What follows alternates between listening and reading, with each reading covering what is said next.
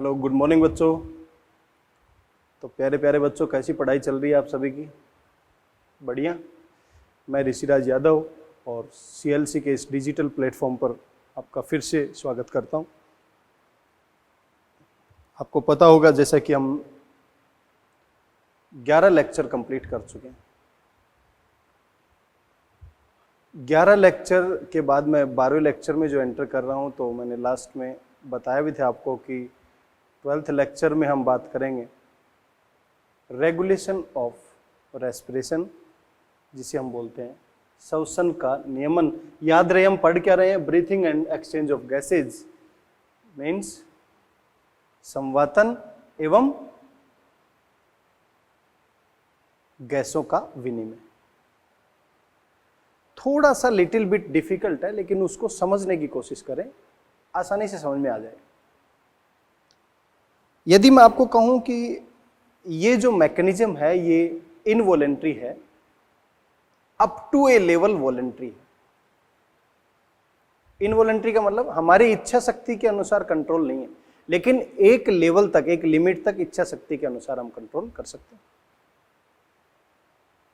समझ में आ गई मेरी बात यहां तक? अब जरा ध्यान से समझे इसको कि एक लेवल तक वॉलेंट्री है, तो उसको कंट्रोल कौन कर रहा है? हमारे ब्रेन का पार्ट सेरेब्रल कॉर्टेक्स। तो हम यहां लिख सकते हैं this is a involuntary,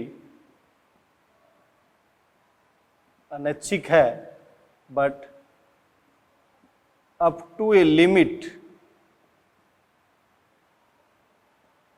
voluntary means ऐच्छिक।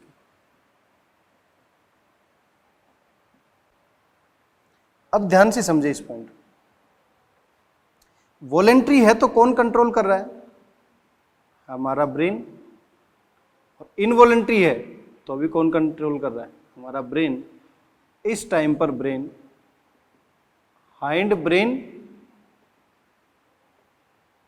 और इस टाइम पर ब्रेन का फोर ब्रेन सेरेब्रल कॉर्टेक्स काम करता है। जैसा कि आपको पता है, हमारे ब्रेन के कितने पार्ट हैं?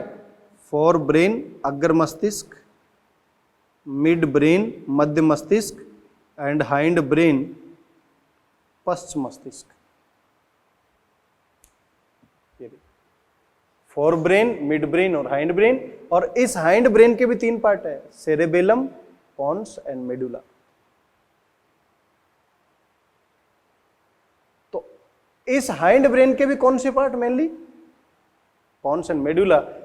अकॉर्डिंग टू एनसीईआरटी आपसे कहा जाए रेस्पिरेटरी रिदम सेंटर, इसी को बोलते हैं श्वसन लय केंद्र, और पॉन्स न्यूमोटैक्सिक सेंटर। ये पॉन्स और मेडुला इन दोनों की लोकेशन है। अब ध्यान से समझिए है क्या और किस तरीके से ये रेगुलेशन चल रहा है। तो ये रेगुलेशन मुख्य रूप से 2 प्रकार का है। एक का नाम दे दिया न्यूरल और एक का नाम दे दिया केमिकल। इसका मतलब कौन कौन सा? तंत्रिकीय नियंत्रण या नियमन, और दूसरा रासायनिक। और दोनों को समझना जरूरी है, क्योंकि दोनों से क्वेश्चन पूछे जाने की संभावना ज्यादा बनती है। एक साइड में मैं न्यूरल की बात कर रहा हूं, न्यूरल रेगुलेशन की। न्यूरल रेगुलेशन में थोड़ी देर के लिए सोचे क्या क्या होना चाहिए। जब हम नॉर्मल ब्रीथ इन कर रहे हैं, सामान्य अंतः श्वसन, नॉर्मल ब्रीथ आउट कर रहे हैं तो सामान्य बाह्य श्वसन। बताओ बेटा क्या क्या चाहिए उसके लिए? बोले, यदि हमने नॉर्मल ब्रीद इन किया और नॉर्मल ब्रीद आउट किया तो दो चीजें चाहिए, एक्सटर्नल इंटरकोस्टल मसल एक और दूसरी डायफ्राम मसल। हम नॉर्मल इन नॉर्मल आउट कर रहे हैं तो ये क्या है, एक रिदम है, लय है, एक इन आउट नॉर्मल, और इसके अंदर EICM, और इस तरीके का रिदम सेंटर हमारे ब्रेन के पश्च मस्तिष्क में DRG के रूप में मेडुला में प्रेजेंट है। पश्च मस्तिष्क के कौन से भाग में? मेडुला में। उसे क्या बोल रहे हम? DRG, dorsal respiratory group. और डोर्सल रेस्पिरेटरी ग्रुप को ही नॉर्मल रिदम मेंटेन करने के लिए, इसका मतलब सामान्य जो लय है उस लय को बनाने के लिए कौन काम कर रहा है? इसे हम बोलते हैं पृष्ठ श्वसन समूह। न्यूरॉन का एक ग्रुप है जो अपना मैसेज कहां पर भेज रहे हैं? एक्सटर्नल इंटरकोस्टल मसल को, और कहां भेज रहा है? डायफ्राम। इसका मतलब नॉर्मल रिदम को मेंटेन करने के लिए DRG जिम्मेदार है, और DRG को ही रेस्पिरेटरी रिदम सेंटर कहते हैं जो मेडुला में स्थित होता है। उसी के वेंट्रल साइड में VRG प्रेजेंट है, जिसे अधर श्वसन समूह के नाम से जानते हैं, या वेंट्रल रेस्पिरेटरी ग्रुप के नाम से जानते हैं। ये सामान्य एक्टिविटी के दौरान इनएक्टिव रहता है। तो कौन सी एक्टिविटी के दौरान चलेगा? Forcefully activity. जब भी हमारे को बलपूर्वक कोई भी एक्टिविटी करनी है तो उस बलपूर्वक एक्टिविटी के दौरान ये काम करेगा।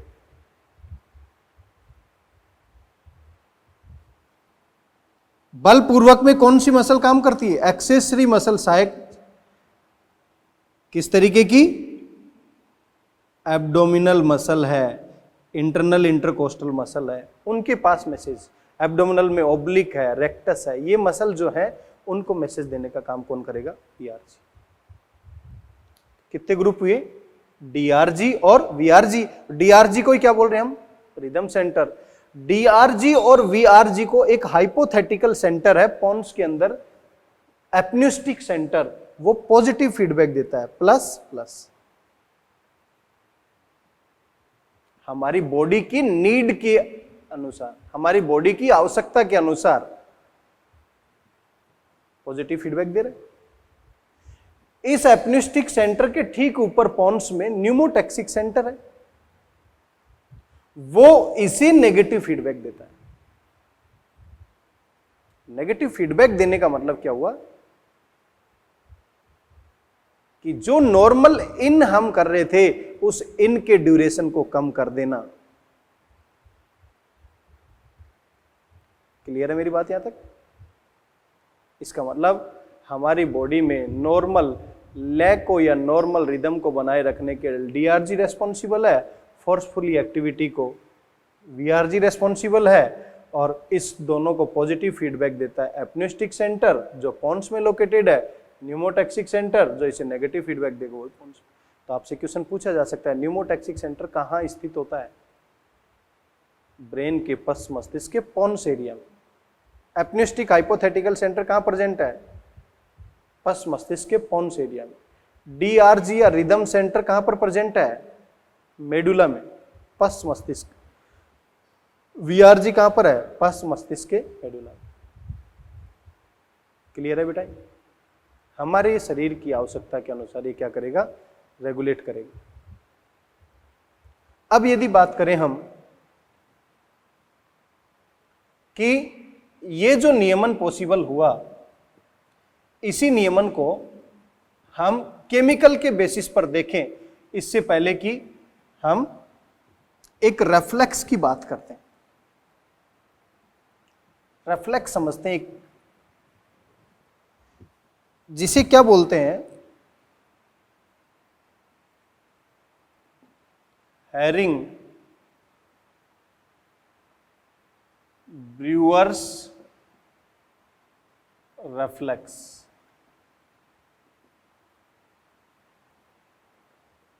ध्यान से समझे क्या है ये हैरिंग ब्यूरर रेफ्लेक्स। मैंने ये कहा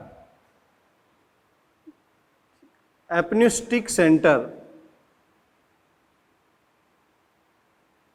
एक्टिव है तो वो मैसेज दे रहा है, ये नॉर्मली आउट, एयर बाहर जा रही है, और ये नॉर्मली इन।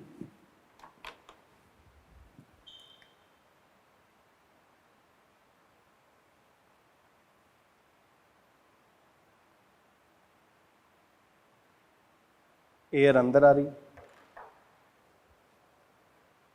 आप देखें यहां पर कि नॉर्मल आउट और इन ये एक्टिविटी चल रही है, तो ऐसे केस में हमारा रिदम चल रहा है आउट और इन। यदि इस रिदम में बॉडी की रिक्वायरमेंट के बेसिस पर फोर्सफुली इन किया तो हमारे पास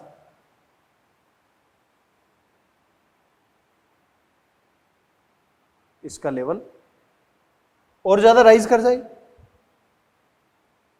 फोर्सफुली इनमें जैसे जैसे एयर इन होगी तो ये एयर इस एल्यूलाई की वाल के ऊपर एक प्रेशर बनाना शुरू कर देगी, और जो ये प्रेशर बनाएगी इससे डर क्या हमें, इस एल्यूलाई की वाल फट नहीं जाए। देखो दो चीजें बताई थी मैंने, रेजिडुअल वॉल्यूम एल्यूलाई को पिचकने से बचाएगी, अब मैं फटने की बात कर रहा हूं। तो ये फट नहीं जाए, इसके लिए क्या होना चाहिए, यहां पर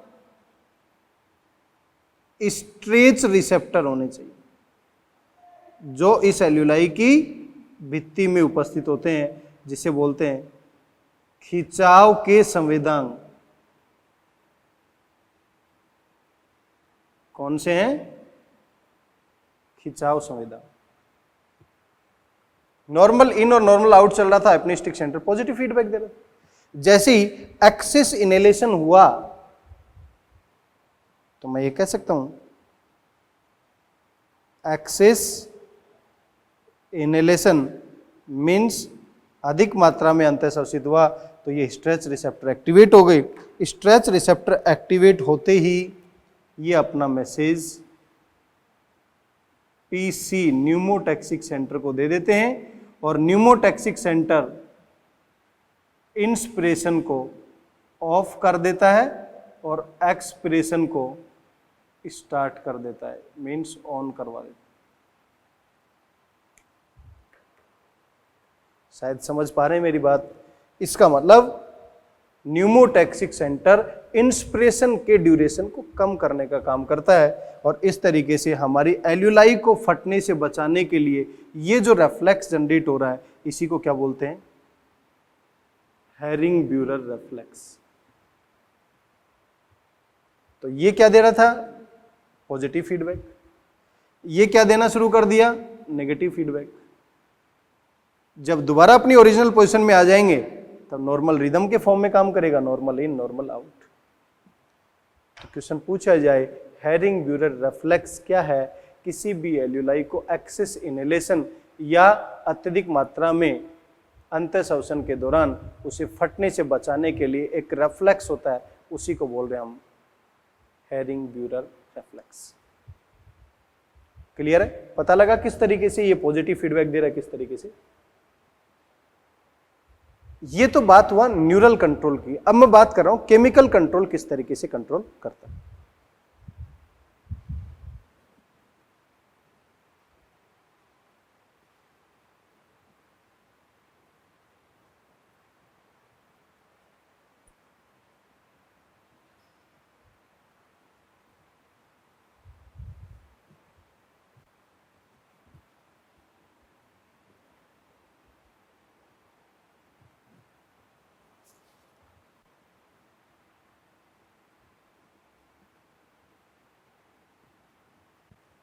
बेटा ध्यान से समझे, क्योंकि केमिकल कंट्रोल से 2 बार AIPMT में क्वेश्चन पूछे जा चुके हैं।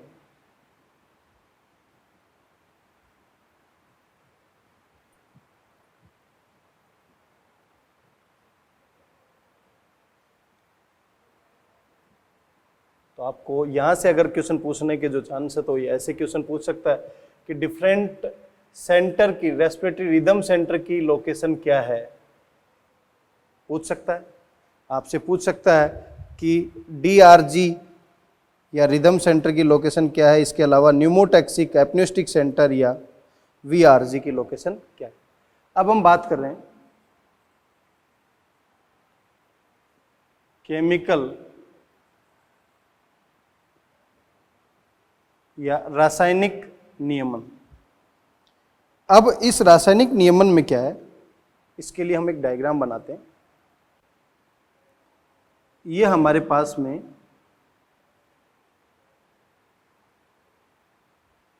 फोर चैम्बर्ड हार्ट,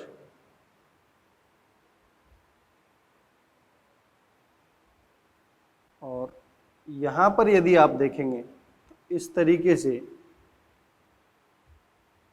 एक आर्क दिखाई देगा, एक चाप दिखाई देगा।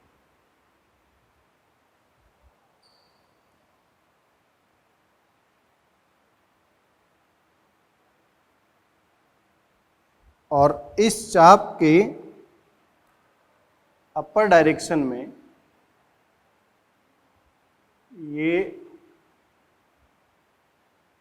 ब्रांचिंग दिखाई देंगी,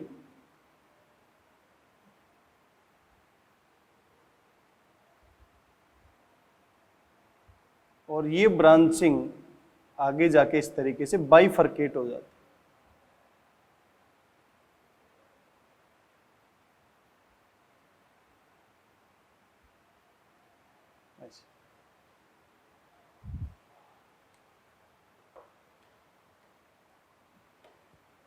ये जो बाइफरकेट हुई है,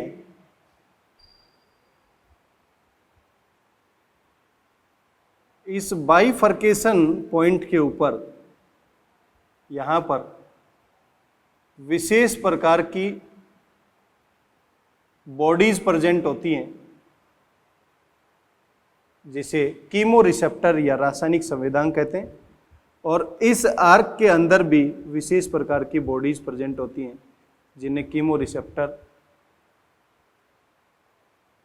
तो ये किसकी लोकेशन, हार्ट की लोकेशन। ये किसकी लोकेशन, अरोटा आर्क, जो भी हमारी महाधमनी का चाप है वो है, और ये है कैरोटिड आर्टरी। कैरोटिड आर्टरी जो ब्रेन को ब्लड सप्लाई कर रही है, ये वाली लेफ्ट हो गई, ये वाली राइट हो गई। अब जो विशेष प्रकार के यहां पर ये जो संवेदक हैं, कीमो रिसेप्टर्स हैं, इन्हें बोलते हैं एरोटिक बॉडीज। और ये जो संवेदक हैं इन्हें बोलते हैं कैरोटिड बॉडीज। दोबारा समझे ध्यान से इसको, कि हमारी बॉडी में इस रेस्पिरेशन का नियमन 2 तरीके से, एक न्यूरल तंत्रिकीय, एक केमिकल रासायनिक। तंत्रिकीय नियंत्रण में मैंने 2 बताया कि जब जब हमारी बॉडी में इनवॉलेंट्री कंट्रोल होगा तो हाइंड ब्रेन का पॉन्स एंड मेडुला काम करेगा। जब हमारी बॉडी के अंदर वॉलेंट्री कंट्रोल है तो सेरेब्रल कॉर्टेक्स, जो फोर ब्रेन का पार्ट है, वो करेगा। पॉन्स एंड मेडुला के अंदर, पॉन्स के अंदर न्यूमोटैक्सिक सेंटर और एपनेस्टिक सेंटर मौजूद थे।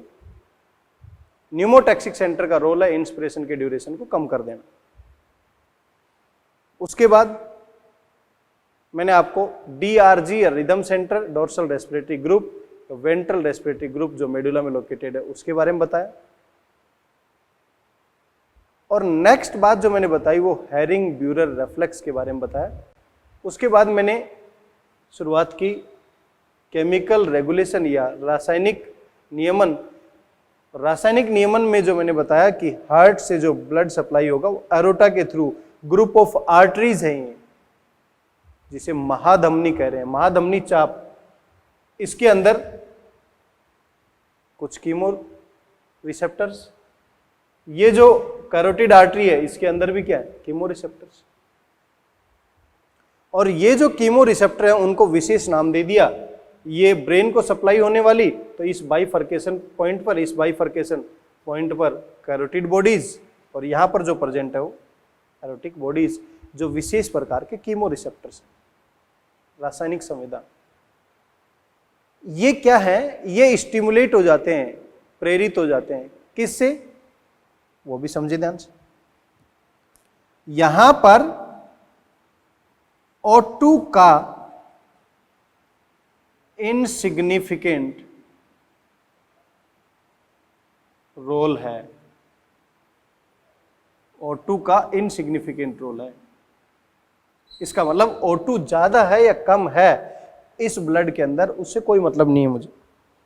किससे मतलब है, यदि इस ब्लड के अंदर कौन सा आर्टेरियल ब्लड है, इसके अंदर CO2 का लेवल राइज हो जाए, CO2 का लेवल राइज होगा तो मैं कह सकता हूं हाइड्रोजन आयन कंसंट्रेशन ये राइज हो जाए, या मैं कह सकता हूं pH लेवल डिक्रीज कर जाए, या मैं कह सकता हूं एसिडिक स्ट्रेंथ, एसिडिक, ये फैक्टर है ना मेनली रिस्पॉन्सिबल हैं कि जैसे ही हमारे इस आर्टेरियल ब्लड के अंदर या धमनियों के अंदर, चाहे ये हो चाहे ये हो, यहां पर जैसे CO2 का लेवल बढ़ेगा हमारी बॉडी के लिए वो टॉक्सिक और हार्मफुल है, उसे हमें बाहर निकालना ही पड़ेगा। तो ये एक्टिवेट हो जाएंगे और ब्रेन के पास पूरा मैंने अभी बताया आपको न्यूरल कंट्रोल, उस न्यूरल मैकेनिज्म को मैसेज दे देंगे, CO2 को बाहर निकाल दिया जाएगा, फ्रेश एयर को वापस अंदर ले लो। क्लियर है शायद यहां तक सभी, पल्ले पड़ गई सारी बातें। यहां से किस तरीके के क्वेश्चन पूछे जा चुके हैं, मैं 2-3 क्वेश्चन की बात करूंगा यहां पर, जब आपको समझ में आएगा कि हाँ रियली में कि किस तरीके के क्वेश्चन जनरेट होते हैं और कैसे AIPMT में पूछे जा चुके। देखिए वो क्वेश्चन,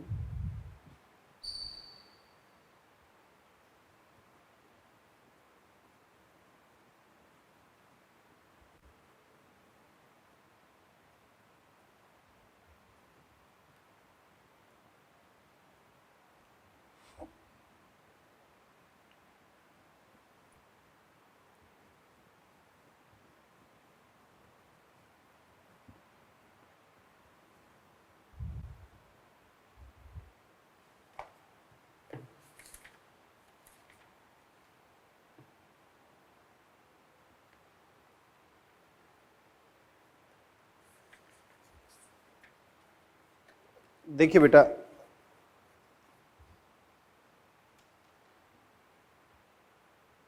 AIPMT 2015 में क्या क्वेश्चन पूछा गया, जब आप अपनी श्वास रोकते हैं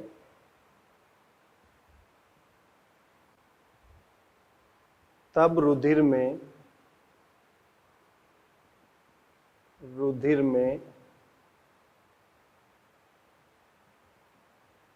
निम्नलिखित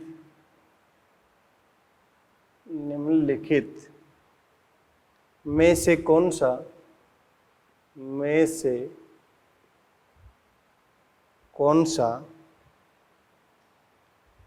गैस परिवर्तन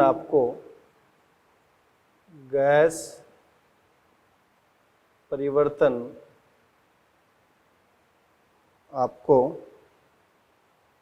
फिर से श्वास लेने के लिए, फिर से श्वास लेने के लिए प्रेरित करता है।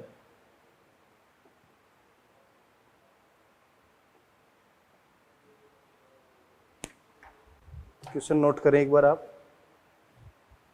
तो बेटा क्वेश्चन नोट किया शायद आपने। इसके ऑप्शन देखें कैसे दिए गए हैं। पहला ऑप्शन CO2 सांद्रता का बढ़ना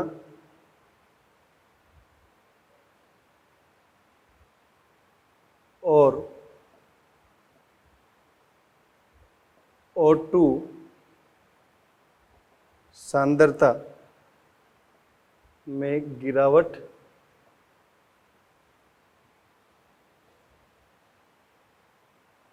O2 सांद्रता में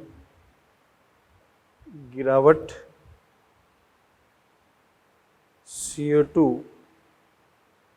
सांद्रता का बढ़ जाना, CO2 सांद्रता में गिरावट। देखो मैंने अभी आपको बताया, एक लाइन में अगर मैं समझाने की कोशिश करूं कि हमारे रुधिर में O2 का रोल नहीं है, यहां O2 दे रखा है, गलत हो गया। यहां भी O2 दे रखा है, CO2 की सांद्रता कम रहेगी तब थोड़ी ना होगा। करेक्ट आंसर इज, समझ में आ गया होगा शायद आप। इस तरीके का क्वेश्चन पूछा जा चुका है, समझ गए। 2-3 और क्वेश्चन की बात करता हूं, कैसे क्वेश्चन पूछे जा चुके हैं।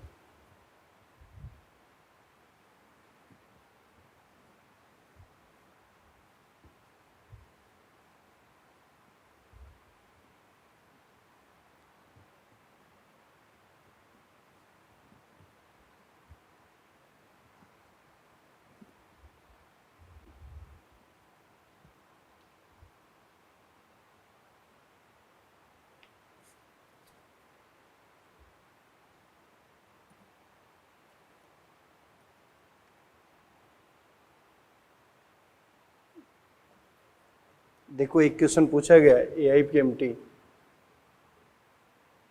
2011। क्वेश्चन है सांस लेने के संदर्भ में यदि जानबूझकर प्रयास किया जाए तो हम में से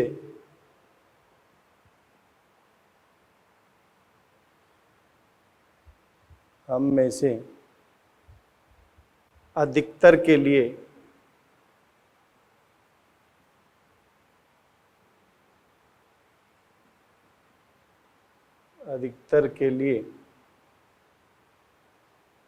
निम्नलिखित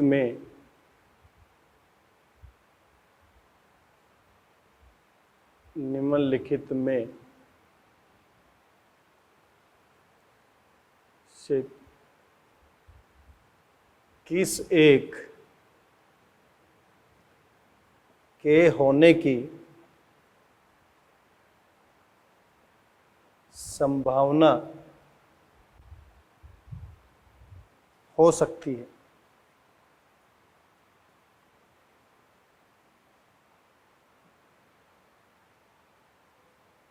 क्वेश्चन नोट करें। नोट किया? ऑप्शन देखिए इसके कैसे कैसे हैं। पहला ऑप्शन है कोई चाहे तो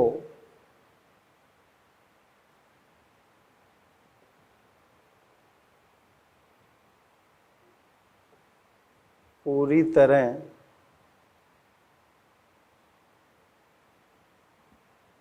ऑक्सीजन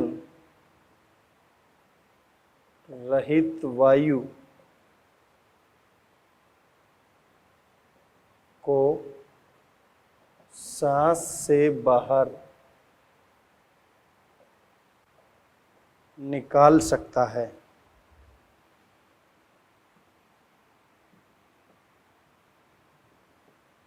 क्या सही है कि? बेटा ध्यान रहे, पार्शियल प्रेशर ऑक्सीजन ज़्यादा है, सांस लेते टाइम भी और सांस छोड़ते टाइम भी ऑक्सीजन की कंसंट्रेशन ही ज़्यादा रहेगी, इसलिए स्टेटमेंट गलत हो गया। दूसरा, नाक और मुंह, नाक एवं मुंह दोनों को पूरी तरह बंद करके, दोनों को पूरी तरह बंद करके यूस्टेकियन नलिका द्वारा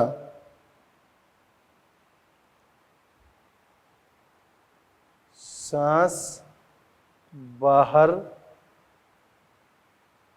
छोड़ा जा सकता है। क्या सही है क्या? करके देख लो, नाक और मुंह बंद करो, एयर बाहर नहीं जा पाएगी। तीसरा देखते हैं,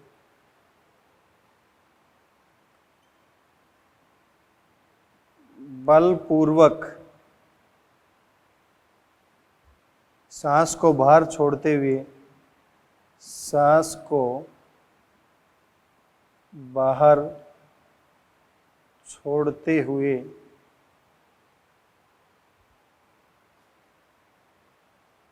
फेफड़ों को पूर्ण रूप से खाली किया जा सकता है।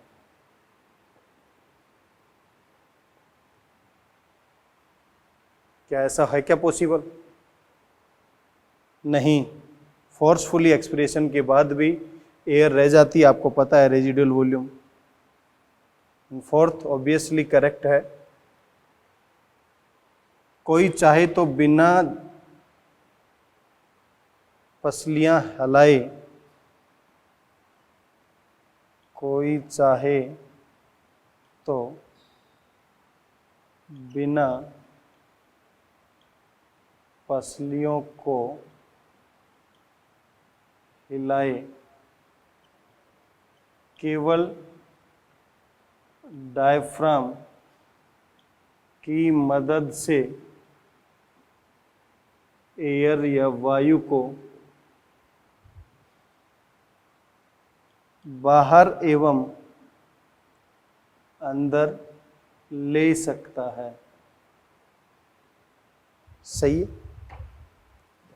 क्योंकि ऐसा तो पॉसिबल है कि डायफ्राम को अप एंड डाउन करवा दें तो वॉल्यूम में चेंज आ जाएगा, प्रेशर में चेंज आ जाएगा, तो ऐसे में एयर को इन और आउट किया जा सकता है। क्लियर? तो आपने देखा, इस तरीके के भी क्वेश्चन पूछे जाते हैं।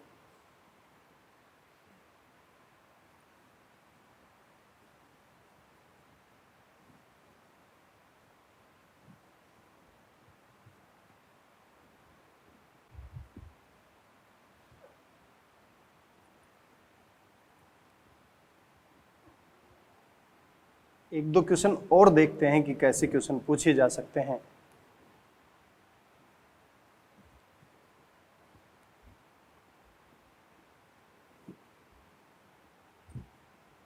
क्वेश्चन प्रैक्टिस इसलिए करा रहा हूं कि आपको टॉपिक में पकड़ आ जाए थोड़ा।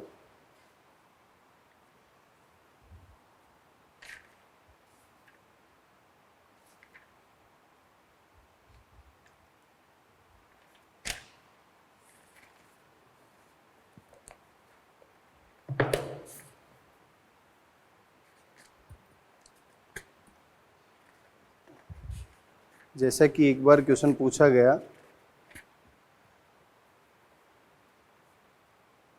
पार्शियल प्रेशर के बेसिस पर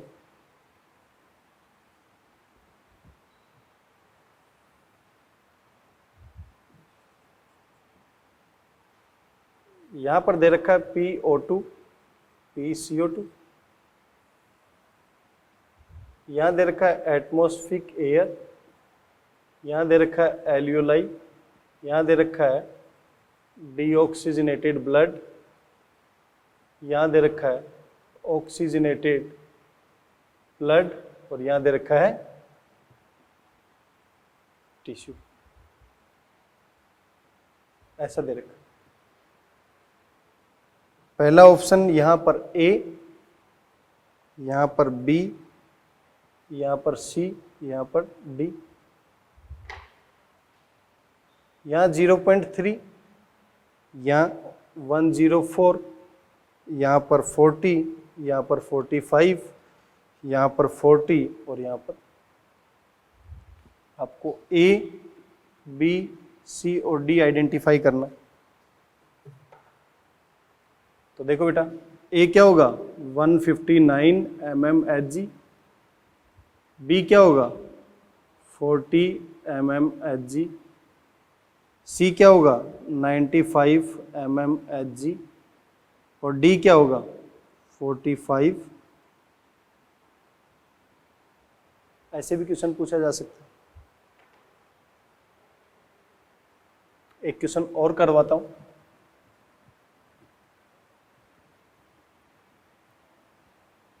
कि एक साइड में वॉल्यूम और कैपेसिटी दे दिया जाए और फिर दूसरी साइड में उसकी वैल्यू भी दे दी जाए और फिर मैच द फॉलोइंग की फॉर्म में।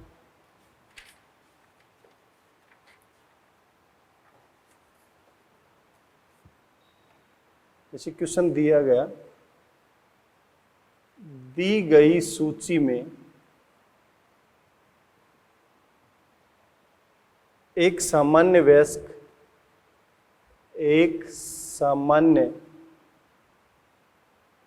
वयस्क मानव मनुष्य की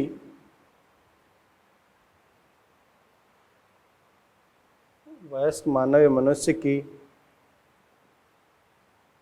श्वसन क्षमताएं और श्वसन आयतन दिए गए। श्वसन आयतन दिए गए हैं। ए, बी, सी एंड डी। यहां पर दे रखा है आरवी, यहां दे रखा है वीसी, यहां दे रखा है IRV, यहां दे रखा है IC, और इस साइड में दे रखा है 2500 ml, 3500 ml, 1200 ml, 4500, ऐसा दे रखा। क्वेश्चन अभी स्टार्ट नहीं हुआ है, क्वेश्चन तो इसके बाद पूछा गया। तो आपको करेक्ट ऑप्शन बताना है। First, second, third and fourth. यहां पर दे रखा है ए, बी, सी एंड डी। यहां पर दे रखा है बी, सी, डी एंड ए। यहाँ 4500 ml, 2500 ml, 1200 ml and 3500 ml। यहाँ पर 3500 ml, 4500 ml, 2500 ml and 1200। Question note करें एक बार।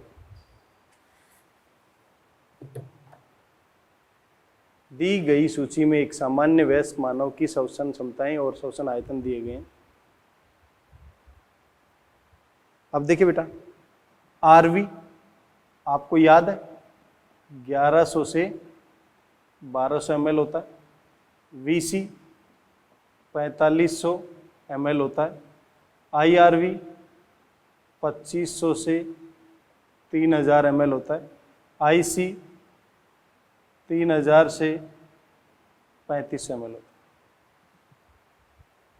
शायद ये वैल्यू यदि आपको पता है तो आपको ये भी पता लग गया ABCD का करेक्ट मैच नहीं दे रखा, पहले तो आपको मैच करवाना पड़ेगा। आरवी कभी 2500 हो ही नहीं सकती, तो ये वैल्यू आरवी कहाँ है, तो ये मैच था। VC 4500, ये 2500, ये, और फिर तो पहला क्वेश्चन तो यही हो गया, हमने मैच करवाया भी। और फिर यहां पर देखो ए की वैल्यू आरवी की 4500 हो सकती है क्या, गलत। बी की वैल्यू 2500 हो सकती है क्या, गलत। सी की वैल्यू 1200 हो सकती है क्या, गलत। डी की वैल्यू 3500, डी की वैल्यू 3500, हाँ ये सही है। यहां देखो बी की वैल्यू 3500, गलत। सी की वैल्यू 4500, गलत। डी की वैल्यू 2500, गलत। ए की वैल्यू 1200, सही। तो करेक्ट आंसर इज 4। तो देखिए बेटा, आज के डिस्कशन में मैंने आपको 5-4 क्वेरीज भी डिस्कस किए हैं और मैंने ब्रीदिंग एंड रेस्पिरेशन के रेगुलेशन मैकेनिज्म या उनके नियमन को बताया। और नियमन मुख्य रूप से 2 प्रकार का, एक न्यूरल और दूसरा रासायनिक। रासायनिक यदि पूछा जाए तो किसके बेसिस पर है, CO2 का लेवल बढ़े, हाइड्रोजन आयन कंसंट्रेशन बढ़े, या pH लेवल डिक्रीज करे, या एसिडिक स्ट्रेंथ बढ़े, लेकिन O2 का सिग्निफिकेंट रोल नहीं। इसके अलावा न्यूरल में मैंने क्या बताया, 2 तरीके से, जनरली इनवॉलेंट्री कंट्रोल है, लेकिन अप टू ए लिमिट हम वॉलेंट्री कर सकते हैं। यदि वॉलेंट्री कर रहा है तो सेरेब्रल कोर्टेक्स का हिस्सा जो फोर ब्रेन का पार्ट है, और हाइंड ब्रेन के 2 पार्ट पॉन्स एंड मेडुला जो इनवॉलेंट्री कंट्रोल में रोल कर रहे हैं। पॉन्स के अंदर कौन कौन से, न्यूमोटैक्सिक सेंटर और एपनिस्टिक हाइपोथेटिकल सेंटर लोकेटेड होते हैं, जबकि मेडुला के अंदर रेस्पिरेटरी रिदम सेंटर या DRG dorsal respiratory group and VRG ventral respiratory group निहित होते हैं। तो आज मैंने आपसे रेगुलेशन ऑफ रेस्पिरेशन के बारे में या श्वसन के नियमन में चर्चा की। अगली क्लास में बेटा हम डिस्कस करेंगे कि किस तरीके से रेस्पिरेशन से रिलेटेड जितने भी डिसऑर्डर हैं उनके बारे में। Thank you so much.